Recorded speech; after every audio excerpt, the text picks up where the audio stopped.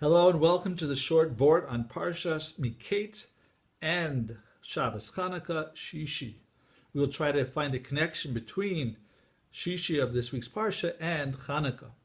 We also will use that reference to cause a remez, a hint to that supports an opinion of a Sudas mitzvah requirement for Hanukkah. Unlike Purim, Sudas mitzvah does not exist, but we'll see what happens a little bit later. So in the pasuk of Perek Mem Gimel pasuk Tes Zayin, it says Haveas Hanashim Habaisa.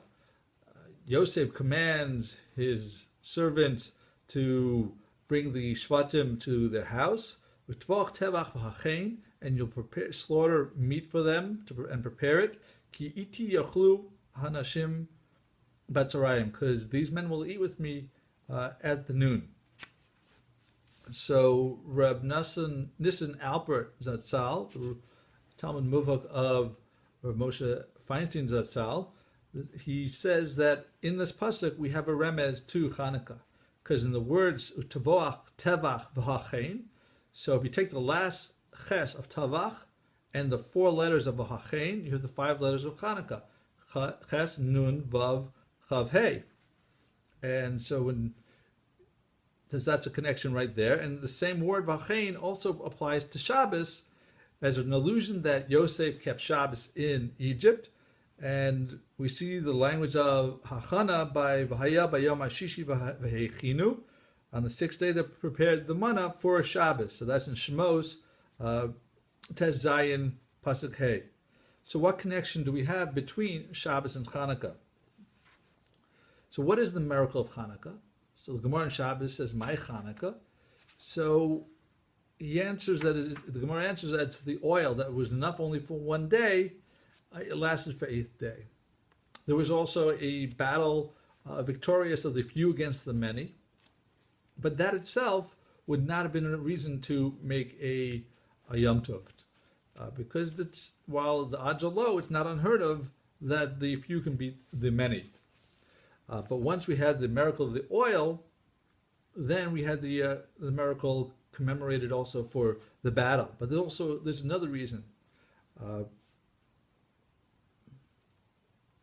That there was just, at that point, the Hellenists were winning, and there were very few frum Jews. Yet these few religious Jews were able to staunch the tide and protect the chain of Torah, and were able to renew Torah amongst the Jews. So that's a special miracle also as part of Hanukkah. And so that's the basis of Hanukkah, that you have the few being the many. It's also a basis by Shabbos, because in Shabbos, it's one day of the week that's holy versus a set of 6 days of the week. Which one's holier? The Shabbos. Even though it's fewer, it actually has greater taharos. And so these are 2 things that we see by Shabbos. That Shabbos demonstrates that even the little bit, the Jewish people who are just a few, they could really make a big impression beyond the numerical values. And that's also what we saw by Hanukkah, that just a few Jews were able to beat the bad enemy and as well as religiously preserve the other people. And there's one other connection in that Tavach, Zevach, Tavach V'achein, Tzvoch Tavach V'achein, sorry.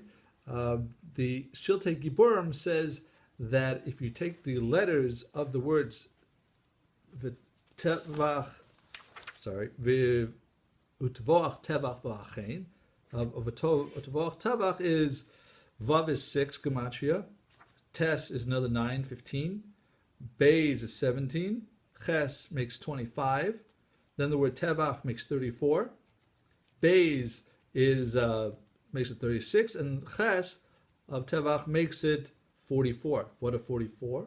44 are the numbers of the candles that we light for Hanukkah. So that supports, according to the Shiltei Hagiborim, a rationale that we should also be making a Suda for Sudas mitzvah for Hanukkah. So thank you for listening. I wish you a wonderful Shabbos and a wonderful Hanukkah.